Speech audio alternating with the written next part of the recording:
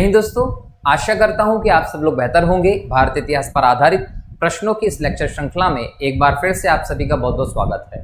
दोस्तों, अब तक हमने हमारी इस लेक्चर श्रृंखला में विभिन्न लेक्चर्स के माध्यम से सिंधु घाटी सभ्यता से लेकर हर्षवर्धन तक के प्राचीन भारतीय इतिहास के कई इंपॉर्टेंट टॉपिक को डिस्कशन किया है और उस डिस्कशन में हमने कई सारे प्रश्नों को सॉल्व भी किया है, जिसको आप लोगों ने बेहतर तरीके से अगर नोट्स बनाया होगा तो आपका प्राचीन भारतीय इतिहास का एक अच्छा नोट बनकर तैयार होता है। क्लियर। आज के इस लेक्चर में हम प्राचीन भारतीय इतिहास के सम्मिलित रूप से कुछ इंपॉर्टेंट फैक्ट्स को देखने वाले हैं, इंपॉर्टेंट प्रश्न को सॉल्व करने वाले हैं और इनको भी हम डिटेल में ही देखेंगे ताकि इनसे संबंधित प्रश्न भी जैसे ही आपके एग्जाम में देखने को मिले तो आराम से आप सॉल्व कर दें। क्लियर। तो चलिए शुरू करते हैं इस लेक्चर को, जिसमें आज का आपका पहला प्रश्न है, किस विदेशी यात्री ने भारत का दौरा सबसे पहले किया था? याद रखेंगे, मेगास्थनीज ने सबसे पहले भारत का दौरा किया था। तो ये भारत आने वाले पहले विदेशी यात्री के तौर पर आप इसको देखते हैं और ये यूनानी राजदूत के तौर पर आया था। ये कहा जाता है कि सेल्यूकस निकेटर जो था उसने इसे राजदूत बनाकर भेजा था किसके दरबार में? चंद्रगुप्त मौर्य के दरबार में भेजा था। और ये लगभग 303 ईसा पूर्व के आसपास चंद्रगुप्त मौर्य के दरबार में आता है। लगभग हम बोल सकते हैं कि 6 वर्ष के आसपास यह रुकता भी है इस शासनकाल में। और ये समस्या समझिएगा कि इन्होंने इस समय के जो सामाजिक व्यवस्था है, राजनीतिक व्यवस्था, उनको देखा भी, लेकिन विशेष तौर पर सामाजिक व्यवस्था पर प्रकाश डालता है मेगास्थनीज और इस समय के सामाजिक विशेषताओं को अपनी किताब इंडिका में जगह देता है। क्लियर। इंडिका मेगास्थनीज के द्वारा लिखी गया ग्रंथ रहा, पुस्तक रही, जिसमें मौर्य समय की इंपॉर्टेंट जानकारी मिलती है। इंडिका के अलावा हम देखें दोस्तों तो आचार्य चाणक्य का अर्थशास्त्र जो ग्रंथ रहा, इससे भी हमको मौर्य समाज की इंपॉर्टेंट तौर पर जानकारी देखने को मिलती है। लेकिन बहरहाल प्रश्न कहता है किस विदेशी यात्री ने भारत का दौरा सबसे पहले किया था? तो मेगास्थनीज ने सबसे पहले दौरा किया था। अगर हम हुएनसांग की बात करें दोस्तों तो हर्षवर्धन के समय आता है, लगभग 629 ईस्वी के आसपास। चीनी यात्री था, बौद्ध धर्म से संबंधित था और इससे प्रभावित होकर ही हर्षवर्धन ने शैव धर्म को छोड़कर बौद्ध धर्म को अपना लिया था। शैव धर्म का विरोधी नहीं हुआ, शैव धर्म को छोड़कर बौद्ध धर्म को अपना लिया था।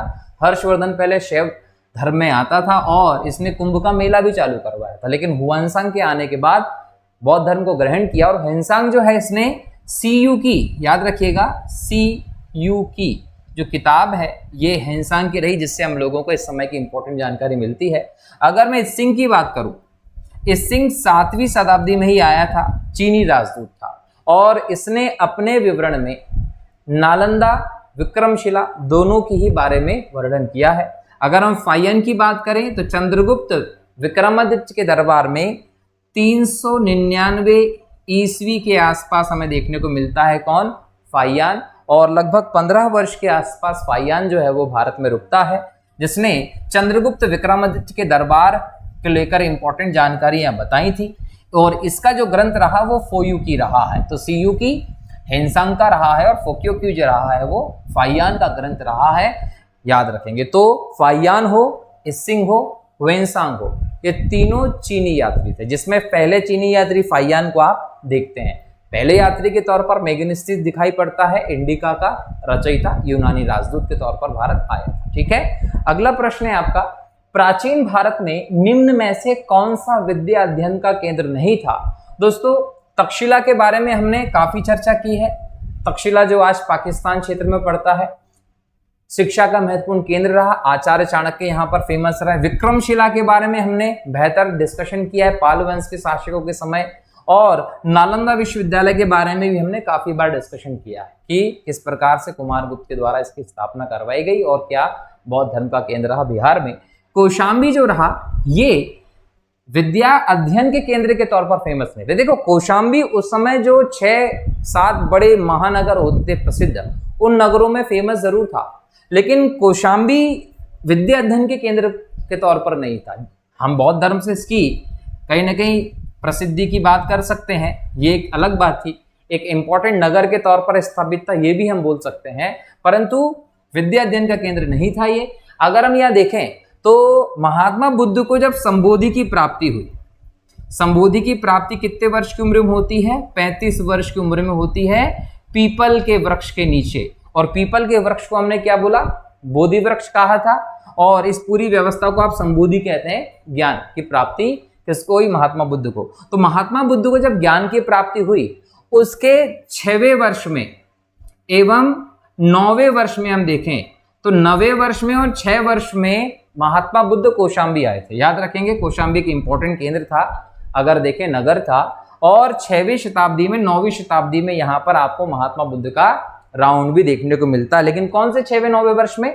संबोधि के बाद, जब महात्मा बुद्ध को ज्ञान की प्राप्ति हुई, उसके बाद हम देखें तो 6ठे और 9वें वर्ष में बुद्ध यहाँ का कहीं ना कहीं बोल सकते हैं आना होता है बुद्ध का यहाँ। ठीक है, अगला प्रश्न है, शून्य की खोज किसने की थी? हमने इस पे कई बार डिस्कशन किया, गुप्त समय की बात है। आर्यभट्ट जी जो रहे, इन्होंने शून्य की खोज की थी। वर्गमूल, घरमूल निकालने की जो विधि इन्होंने बताई। ज्यामितीय सिद्धांत आर्यभट्ट ने जी दिए थे।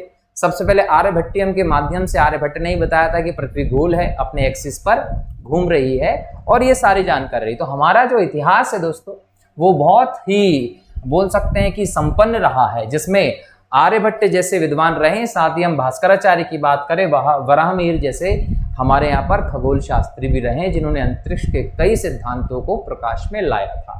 इसका मतलब आज भारत अंतरिक्ष क्षेत्र में इतना आगे है, और साथ ही साथ विश्व को अगर अंतरिक्ष के क्षेत्र में इतनी बढ़ोतरी मिली है, तो उसका आधार भारतीय और भारतीय रहे हैं। ठीक है, अगला प्रश्न है, महापाषाण संस्कृति 1500 ईसा पूर्व से 1000 ईसा पूर्व में दक्षिण भारत के उस ऐतिहासिक युग से परिचित कराती है, जब महापाषाण काल में उपयोग में लाते थे। जब महापाषाण की बात करें, देखो महापाषाण शब्द से समझिए, महापाषाण मतलब बड़े पत्थर। तो बड़े पत्थर का ना तो आप औजार बनाने में प्रयोग करते थे, अस्त्र इससे बना नहीं सकते थे, और दैनिक जीवन में बड़े बड़े पत्थरों का ज्यादा उपयोग नहीं था, लेकिन इनसे क्या कब्रें बनाई जाती थी। तो याद रखेंगे, कब्रों को लेकर ये फेमस रहा है। किस पुस्तक का 15 भारतीय और 40 विदेशी भाषाओं में अनुवाद किया गया? दोस्तों अगर हम यहां देखें तो अभिज्ञान शाकुंतलम एक फेमस ग्रंथ रहा है और नाटक रहा है, जिसकी रचना कालिदास जी ने की थी, और एक अंतरराष्ट्रीय स्तर पर इसको ख्याति प्राप्त रही। विश्व के 100 जो प्रमुख ग्रंथ रहे हैं, कृतियां रही, उनमें अभिज्ञान शाकुंतलम जाना जाता। लेकिन यहां याद रखिएगा, पंचतंत्र जिसकी रचना विष्णु शर्मा ने की थी, तो विष्णु शर्मा के द्वारा रचित पंचतंत्र जो है, उसकी हम यहां देखें तो 15 भारतीय भाषाओं में और 40 से ज्यादा विदेशी भाषाओं में इसका अनुवाद किया गया है। ध्यान रखेंगे किसका? पंचतंत्र का। और यह भी ध्यान रखना है, किसने लिखा इसको? विष्णु शर्मा ने लिखा है। कई सारी इंपॉर्टेंट कहानियां इसमें देखने को मिलती हैं। और ध्यान रखिए, तीसरी से लेकर तीसरी सदी ईसा पूर्व में, हम बात करें तीसरी सदी ईसा पूर्व के आसपास की रचना में देखने को मिलती है। ध्यान रखना है, इसमें कई सारी नीति कथाएं दी हैं, और व्यवस्थित तौर पर ये कौन सी भाषा में लिखा गया है? तो संस्कृत भाषा में लिखा गया है। नीतिगत कथाओं की दृष्टि से हम देखें तो पंचतंत्र जो है वो पहला ग्रंथ हमें देखने को मिलता है। विश्व प्रसिद्ध ग्रंथ रहा है, जिसकी विभिन्न देशों में विभिन्न भाषाओं में अनुवाद किए गए हैं विष्णु शर्मा जी के द्वारा। तीसरी शताब्दी ईसा पूर्व के आसपास रचना दिखाई पड़ती है। न्यूमिस्मेटिक्स किसे क्या कहते हैं दोस्तों? तो न्यूमिस्मेटिक्स में सिक्कों व धातुओं का अध्ययन किया जाता है। ये ध्यान रखेंगे, सीधा फैक्ट है, इसको याद कर लीजिएगा। हितोपदेश के लेखक हैं दोस्तों, हितोपदेश के लेखक नारायण पंडित। देखो ये जो ग्रंथ है, ये बार बार पूछा गया है, एग्जाम में आता है, और हम अक्सर इसको लेकर गलती कर सकते हैं। हितोपदेश नारायण पंडित के द्वारा लिखी गई है। पंचतंत्र जो विष्णु शर्मा ने लिखा, कुछ उस प्रकार की व्यवस्था इसमें दिखाई पड़ती है। हितोपदेश जो है दोस्तों, ये भी संस्कृत भाषा में रचा गया है। कौन सी भाषा में रचा गया? संस्कृत भाषा में रचा गया है। और इसमें कितने भाग हैं? तो याद रखेंगे, इसमें 4 भाग हैं। कितने भागों में विभक्त है हितोपदेश? तो नारायण पंडित जी ने 4 भागों में विभक्त करके इसको लिखा है। और ये भी ध्यान रखिएगा, हितोपदेश जो है इसमें गुण संधि है शब्द में, हितोपदेश, और इसका अर्थ हम देखें तो होता है हितकारी या लाभकारी सलाह। तो हितोपदेश का मतलब क्या है? हितकारी या लाभकारी सलाह इसका मतलब है, जिसमें कई सारी ऐसी सलाहें आदि के बारे में बात की गई है। तो एक इंपॉर्टेंट ग्रंथ है प्राचीन भारतीय इतिहास का। और पंचतंत्र के जैसा ये ग्रंथ है और रचना जो है वो नारायण पंडित जी ने की थी, ध्यान रखेंगे। नाट्य शास्त्र की रचना किसने की दोस्तों? तो याद रखेंगे नाट्य शास्त्र की रचना भरत मुनि ने की थी। भरत मुनि ने नाट्य शास्त्र की रचना की थी। भरत मुनि फेमस पहले नाट्यकार रहे हैं हमारे देश में और इन्होंने ही नाट्य शास्त्र की रचना की। अगर हम काव्य की बात करें दोस्तों, काव्य शास्त्र में, या फिर हम बात करें भारतीय नाट्य का, इसके जनक के तौर पर आप भरत मुनि को देखते हैं और इसके आदि ग्रंथ के तौर पर आप नाट्य शास्त्र को देखते हैं। क्लियर? नाट्य की दृष्टि से देखा जाए तो अगर कोई सबसे प्राचीनतम ग्रंथ है तो वो नाट्य शास्त्र, ये भी ध्यान रखेंगे। मैंने आप लोगों के साथ उपवेदों की भी बात की थी कि 4 वेद हैं और 4 वेद के 4 उपवेद हैं।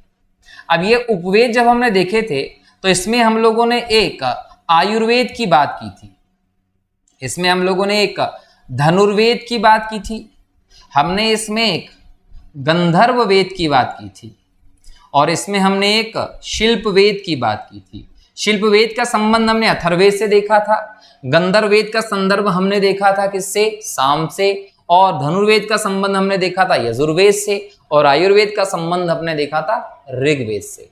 आयुर्वेद के रचनाकार के तौर पर हमने धन्वंतरी का नाम लिया था। धनुर्वेद के रचनाकार के तौर पर हम लोगों ने, धनुर्वेद जो उपवेद था इसके रचनाकार के तौर पर विश्वामित्र का नाम लिया था, और गंधर्व वेद पे हम लोगों ने भरत मुनि की बात की थी। ठीक है, तो यहां पर इसको हम भारतीय बोल सकते हैं, संगीत कला जो है उसके जनक के तौर पर देखते हैं, और शिल्प वेद में हम लोगों ने विश्वकर्मा जी की बात की थी, है ना। तो ये पूरा रिवीजन क्लास है एक तरीके से देखा जाए, जो हम पहले पढ़ चुके हैं उन्हीं में से कुछ क्वेश्चंस हैं जो हम लोग आज डिस्कशन कर रहे हैं। ठीक, अगला प्रश्न है विक्रम संवत कब प्रारंभ हुआ था? विक्रम संवत का प्रारंभ 57 ईसा पूर्व में हुआ था। विक्रमादित्य जो सिंहासन बत्तीसी के लिए फेमस रहे, उज्जैन के वीर पराक्रमी शासक थे, इन्हीं विक्रमादित्य के नाम की उपाधि बार बार भारतीय इतिहास के 14 शासकों ने ली, जिसमें हेमचंद्र विक्रमादित्य अर्थात हेमू, जिन्होंने अकबर के साथ युद्ध लड़ा था पानीपत का लगभग 1556 के आसपास। अकबर तो छोटा बच्चा था उस समय। अकबर की सेना जिसका नेतृत्व हम बोल सकते हैं कि लीड जो है वो बैरम खां जो है वो देख रहा था, तो उस कंडीशन में हमें देखने को मिला।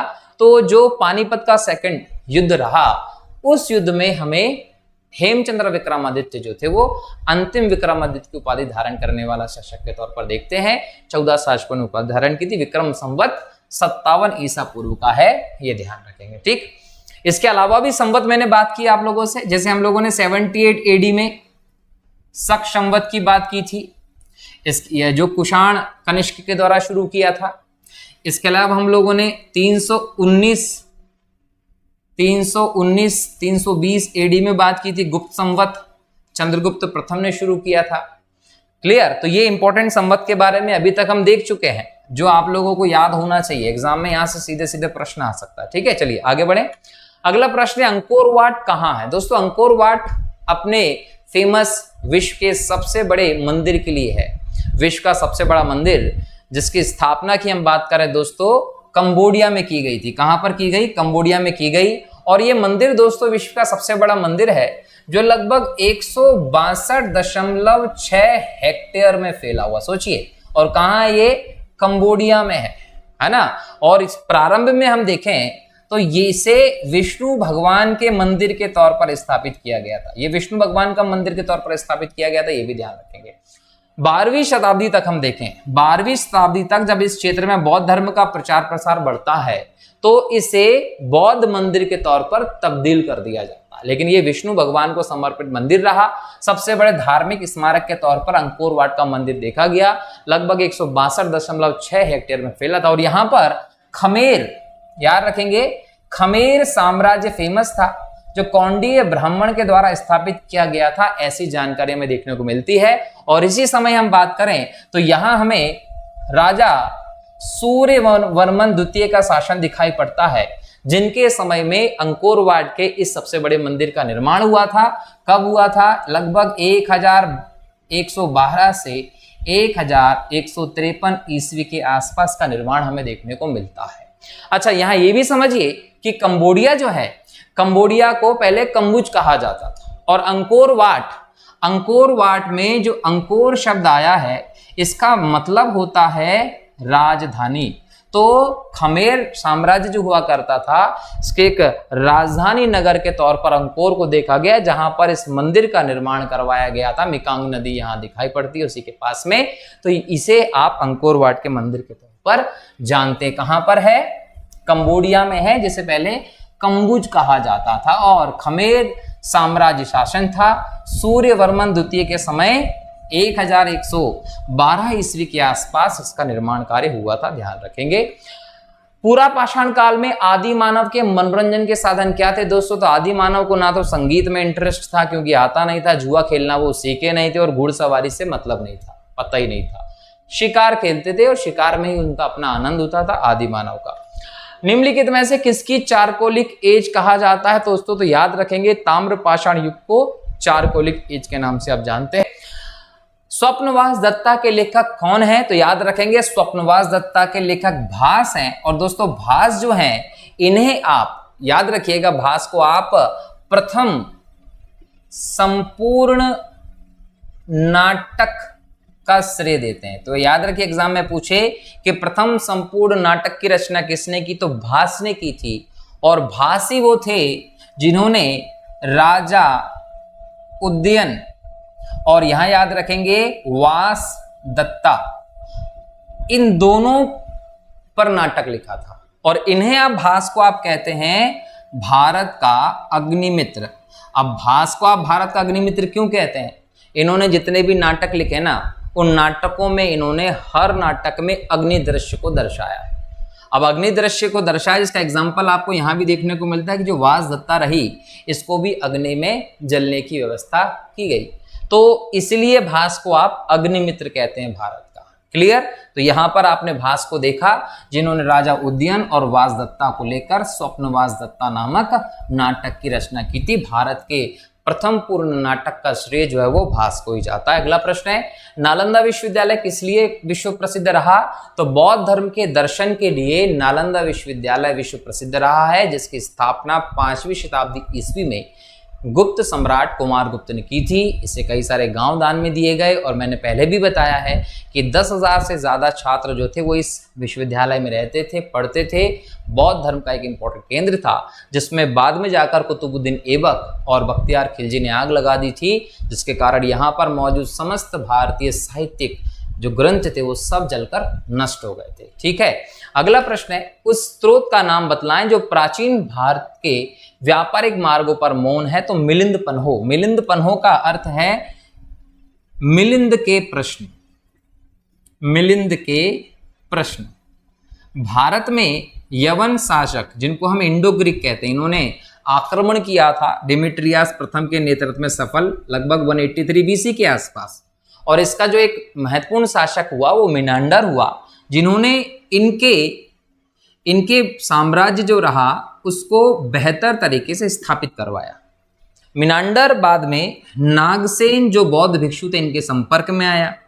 इनके बीच में एक क्वेश्चन आंसर का सेशन होता है, उसमें मिनांडर ने नागसेन से क्वेश्चन पूछे, नागसेन ने जवाब दिया। इस पूरे वार्तालाप को जिस ग्रंथ में लिखा गया उसको मिलिंद के प्रश्न, मिलिंद पन्हो नाम दिया गया था। बाद में मिनांडर ने बौद्ध धर्म को स्वीकार करके अपने पुत्र को सारी सत्ता सौंपकर बौद्ध धर्म ग्रहण करके भिक्षु बन गया था। तो यहाँ पर आपको व्यापारिक मार्गों पर मौन व्यवस्था दिखाई पड़ती है, क्योंकि इसमें मिलिंद के सारे प्रश्नों पर ही बात की गई। ठीक है, अगला प्रश्न है, आधुनिक मानव के हाल का पूर्वज है? तो क्रो मैग्नन मनुष्य। ठीक है, अगला प्रश्न है, ईसा की प्रारंभिक सदियों में भारत तथा रोम के बीच घनिष्ठ व्यापारिक संबंधों की सूचना किस पुरास्थल की खुदाई से प्राप्त होती है? तो अरखरू जो स्थान है, यहां से हमें इन दोनों के बीच व्यापारिक संबंधों की सूचना के साक्ष्य मिलते हैं, सिक्के वगैरह मिले हुए हैं। आधुनिक देवनागरी लिपि का प्राचीनतम रूप है ब्राह्मी लिपि, और देवनागरी लिपि 7वीं शताब्दी ईस्वी के बाद से डेवलप शुरू होती है और 1000 ईस्वी के आसपास हमें विस्तृत तौर पर इसको देखते हैं।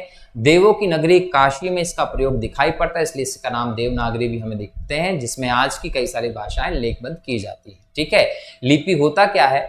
वे चिन्ह या प्रतीक जिनमें किसी भी भाषा को सुरक्षित किया जाता है उन्हें लिपि कहते हैं, और हमारी लिपि कौन सी है? देवनागरी लिपि। ठीक, मानव द्वारा सर्वप्रथम प्रयुक्त अनाज कौन सा था? तो गेहूं और जौ मानव के द्वारा प्रयोग किए गए पहले अनाज थे। जौ के लिए यव शब्द का प्रयोग किया गया, जबकि गेहूं के लिए गोधूम शब्द हमें दिखाई पड़ता है। ठीक है, कौन जोड़ा सुमेलित नहीं है? यहां देखिए, रवि कीर्ति ने पुलकेशिन द्वितीय की विजयों पर उसके लिए प्रशस्ति की रचना की है। भवभूति कन्नौज के शासक यशोवर्मन के दरबार में रहते थे। हरिसेन जो थे दोस्तों, हरिसेन समुद्रगुप्त से संबंधित हैं और हरिसेन ने समुद्रगुप्त की प्रयाग प्रशस्ति की रचना की थी। और हर्ष जो रहे दोस्तों, इनसे संबंधित थे बाण भट्ट, जिन्होंने कादंबरी और हर्षचरित जैसे ग्रंथ की रचना की थी। दांडी नरसिंह वर्मन से संबंधित रहे। ठीक है, तो ये इनका जोड़ा रहा। जो सही नहीं था वो उत्तर था आपका सी, जिसमें हरिसेन हर्ष के साथ नहीं समुद्रगुप्त के साथ थे। काव्य शैली का प्राचीनतम नमूना किसके अभिलेख में मिलता है? रुद्रदामन प्रथम के अभिलेख में, जो एक शक शासक था, महानतम शक शासक के तौर पर रुद्रदामन प्रथम जाना गया, जिसने इस समय पर्याप्त सिंचाई सुविधाओं को विकास करने का भी इसमें कहीं ना कहीं काम किया, जिसके बारे में हमें रुद्रदामन के जूनागढ़ अभिलेख से उल्लेख मिलता है, जो भारत में विशुद्ध संस्कृत का पहले अभिलेख के तौर पर ध्यान पड़ता है, जो गुजरात के काठियावाड़ क्षेत्र में मिला है। इसी से हमें पता ये भी चलता है कि चंद्रगुप्त मौर्य ने सौराष्ट्र में पानी की कमी को दूर करने के लिए झील बनवाई थी, जिसका नाम सुदर्शन झील था। और जब ये टूट फूट गई थी तो उसका जीर्णोद्धार करवाने का काम रुद्रदामन प्रथम ने करवाया था। और आगे चलकर हम देखें तो स्कंदगुप्त ने भी इसको सुधार करवाया था। ठीक है, मालती माधव के लेखक कौन है दोस्तों? तो मालती माधव के लेखक भवभूति हैं, जो कन्नौज के राजा यशोवर्मन के दरबार में रहते थे। भीमबेटका किसके लिए प्रसिद्ध है दोस्तों? तो भीमबेटका जो है दोस्तों, वो गुफाओं के शैल चित्र के लिए प्रसिद्ध है, जो 1958 में विष्णुवरी वाकणकर जो थे इनके द्वारा खोजा गया था और मध्य प्रदेश के रायसेन में ये मौजूद है, जिसको शैल चित्र के तीर्थ के तौर पर आप जानते हैं। और प्राचीन यहाँ पर व्यवस्था आपको देखने को मिलती है। सूची 1 को सूची 2 से मिलाना है। रामेश्वरम कहाँ है? तमिलनाडु में है। द्वारका कहाँ है? गुजरात में है। सारनाथ कहाँ है? उत्तर प्रदेश में। महाकालेश्वर कहाँ है? मध्य प्रदेश में। ठीक है, अगला प्रश्न है, भारतवर्ष के लिए इंडिया शब्द का प्रयोग सर्वप्रथम किसने किया? हेरोडोटस ने 5वीं शताब्दी ईसा पूर्व के आसपास इंडिया शब्द का प्रयोग भारतवर्ष के लिए किया था। ध्यान रखेंगे, हेरोडोटस को आप इतिहास का पिता कहते हैं। हिस्टोरी का नामक किताब हेरोडोटस ने लिखी थी, ये ध्यान रखेंगे। ठीक है, चलिए अगला प्रश्न है आपका, बोरोबुदुर किसका स्थल है? तो जावा इंडोनेशिया में है। 8वीं शताब्दी में स्थित एक बड़ा स्तूप के तौर पर आप इसे देखते हैं, विश्व के सबसे बड़े स्तूप के तौर पर देखते हैं बोरोबुदुर के स्तूप को इंडोनेशिया में। मानव द्वारा सर्वप्रथम प्रयुक्त धातु था तांबा। ठीक है, निम्नलिखित युग्मों में से एक सही सुमेलित नहीं है। कौन सा सही सुमेलित नहीं है? तो देखेंगे, कर्पूर मंजरी, हर्ष, मालविकाग्नि मित्रम, कालिदास, मुद्रा राक्षस, विशाखा दत्त, सौंदरानंद, अश्वघोष। यहां पर कर्पूर मंजरी आपका जो है वो सही सुमेलित नहीं है। कर्पूर मंजरी जो है वो एक संस्कृत का प्रसिद्ध नाटक है, संस्कृत का प्रसिद्ध नाटक है, याद रखेंगे। क्लियर? और संस्कृत के प्रसिद्ध नाटककार रहे राजशेखर के द्वारा इसकी रचना की गई थी। ठीक है, तो यहां पर पूछा जाए कर्पूर मंजरी, तो कर्पूर मंजरी जो है वो संस्कृत का नाटक है, जो राजशेखर के द्वारा प्राकृत और कहीं ना कहीं बोल सकते हैं इस भाषा में यहां लिखा गया। प्राचीन नगर तक्षशिला निम्नलिखित में से किसके बीच स्थित था? तो सिंधु और झेलम के बीच में स्थित था तक्षशिला। निम्नलिखित अंग्रेजों में से कौन था जिसने सर्वप्रथम भगवत गीता का अंग्रेजी में अनुवाद किया? तो चार्ल्स विल्किंस ने भगवत गीता का सबसे पहले अंग्रेजी में अनुवाद किया था। निम्नलिखित प्राचीन भारतीय अभिलेखों में कौन सा एक खाद्यान्न को देश में संकट काल में उपयोग हेतु सुरक्षित रखने के बारे में प्राचीनतम शाही आदेश देता है? तो याद रखेंगे, सोहगोरा ताम्र अभिलेख। सोहगोरा का ताम्र अभिलेख जो है ये गोरखपुर यूपी से मिला है और इसी से हम लोगों को साक्ष्य मिलता है कि संकट काल में उपयोग के लिए अनाज को सुरक्षित रखना चाहिए। ये ब्राह्मी लिपि में है, प्राकृत भाषा में लिखा गया है। राप्ती नदी के किनारे उत्तर प्रदेश में आपको मिलता है। कौन सी नदी? राप्ती नदी के किनारे मिलता है उत्तर प्रदेश में। भारत में निम्नलिखित के आने का सही कालक्रम बताइए। पहले सोने के सिक्के आए, आहत मुद्रा आई, लोहे का हल आया कि नगर संस्कृति आई? तो नगर संस्कृति आपको सबसे पहले दिखाई पड़ती है। सिंधु घाटी सभ्यता एक नगर संस्कृति वाली सभ्यता थी। उसके बाद अगर हम जाते हैं दोस्तों तो आप लोगों को फिर दिखाई पड़ता है कि लोहे का हल का प्रयोग दूसरे नंबर पर हुआ। सिंधु घाटी सभ्यता के बाद वैदिक संस्कृति आई। वैदिक संस्कृति में ना आप तो आपको सोने के सिक्के देखने को मिलते हैं, ना आहत मुद्राएं देखने को मिलती हैं। लेकिन वैदिक संस्कृति में उत्तर वैदिक काल के बाद हम देखें 1000 ईस्वी के आसपास हमें लोहे का प्रयोग देखने को मिला और व्यवस्था में आमूलचूल परिवर्तन हुआ, तो लोहे का नंबर 2 पे आया।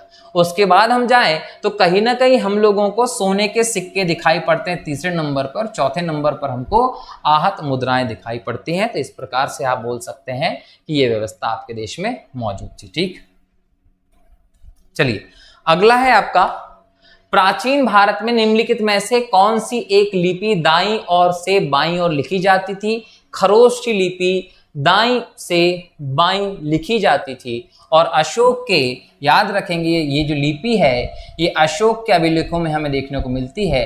अशोक के अभिलेख शहबाजगढ़ी जो अभिलेख रहा है अशोक का, प्लस मानसेहरा अभिलेख जो रहा है, यहां से हमें खरोष्ठी लिपि में अशोक के अभिलेख मिले हैं। तो ये दोनों चीजें याद रखिएगा कि अशोक के अभिलेखों में हमें खरोष्ठी लिपि मिलती है। क्लियर? निम्नलिखित में से कौन सा एक प्राचीन भारत में व्यापारियों का निगम था? मणिग्राम व्यापारियों का निगम होता था। चतुर्वेदी मंगलम ब्राह्मणों के रहने वाली भूमि को कहा जाता था। विशेष तौर पर दक्षिण भारत में ये शब्द प्रचलित था ब्राह्मणों के लिए।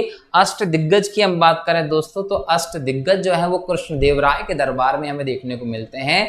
अष्ट प्रधान शिवाजी महाराज के दरबार में थे और नवरत्न अकबर के दरबार में थे और सबसे पहले चंद्रगुप्त विक्रमादित्य जी के दरबार में भी दिखाई पड़ता है। कौन सुमेलित नहीं है? हिंदू धर्म में गीता जी का उल्लेख है, मुस्लिम धर्म में कुरान है, बौद्ध धर्म में धम्म पद की है, बाइबल ईसाई की, और जैन धर्म में क्या दिया हुआ है? तत्वार्थ सूत्र। तत्वार्थ सूत्र जो है वो जैन धर्म में इंपॉर्टेंट है, इसको नोट कर लीजिएगा। ठीक है, चलिए आगे बढ़े। अगला प्रश्न है आपका, सूची 1 को सूची 2 से मिलाना है। एक तरफ साम्राज्य दिए हैं और दूसरी तरफ उनसे संबंधित स्थान दिए हैं। अब देखो, गुप्त से संबंधित देवगढ़ स्थान आता है, चंदेल शासकों से संबंधित आता है खजुराहो, चालुक्य शासकों से संबंधित आता है बादामी के चालुक्य, आपने सुना होगा, और पल्लव से संबंधित आता है पन्नवे। ठीक है, यह आप उतार लीजिएगा। सूची 1 को सूची 2 से फिर मिलाना है। एक तरफ राज्य दी है, एक तरफ उनकी राजधानी दी है। चेर राज्य की राजधानी वांजी या कर्पूर थी, चोल की थी पुहर या काबरीपट्टनम या उरैयूर, और पांड्य की थी मदुरै। ठीक है, मुद्रा राक्षस नामक पुस्तक का लेखक कौन है? तो विशाखा दत्त जो थे उन्होंने मुद्रा राक्षस एक नाटक के तौर पर लिखा था, ध्यान रखना है। ठीक है, बौद्ध, जैन और ब्राह्मण धर्मों में कौन सी धारणा एक जैसी है? तो याद रखेंगे तीनों धर्म में कर्मवाद का सिद्धांत अपनाया गया, कर्म प्रधानता की बात की गई है। तीनों में कहा गया है जो कर्म करेंगे उसके हिसाब से आपको फल भोगना ही पड़ेगा। तो कर्मवाद का सिद्धांत तीनों में एक जैसा प्रतीत होता है। बिहार महान धार्मिक केंद्र है, तो बिहार में आपको सिखों के लिए, जैनों के लिए, बौद्ध धर्म तीनों के लिए व्यवस्था दिखाई पड़ती है। परंतु इंपॉर्टेंटली देखें तो बौद्ध धर्म का एक महान धार्मिक केंद्र के तौर पर आपको बिहार है, लेकिन यहाँ आपका उत्तर है इन सभी के लिए, क्योंकि इन सभी की इंपॉर्टेंट तीर्थ जगहें आपको बिहार में देखने को मिलती है। क्लियर दोस्तों? तो इस प्रकार से हमने आज के इस लेक्चर में भारतीय इतिहास के प्राचीनतम पक्ष को देखते हुए इंपॉर्टेंट क्वेश्चंस को डिस्कस किया। ये क्वेश्चंस बहुत इंपॉर्टेंट है और इन क्वेश्चंस को आप जरूर नोट करके रखिएगा डिटेल के साथ। अगले लेक्चर में हम भारत में जो विदेशी आक्रमण हुआ है या मध्यकाल के इतिहास की शुरुआत होगी उस पर डिस्कशन करेंगे, और अब मध्यकालीन जो आपका इतिहास का सिलेबस है उसको हम लोग अगले लेक्चर से शुरू करने वाले हैं। तो जैसे आप लोगों ने इस पूरे सीरीज को देखा है प्राचीन भारत के, वैसे आप मध्य भारत के इतिहास के सारे क्वेश्चंस को देखिएगा तो आपका वो वाला पोर्शन भी अच्छे से तैयार हो जाएगा। क्लियर? तो मिलता हूँ अगले लेक्चर में नए टॉपिक के साथ, नए प्रश्नों के साथ। तब तक के लिए बहुत बहुत शुक्रिया। जय हिंद, जय भारत, वंदे मातरम।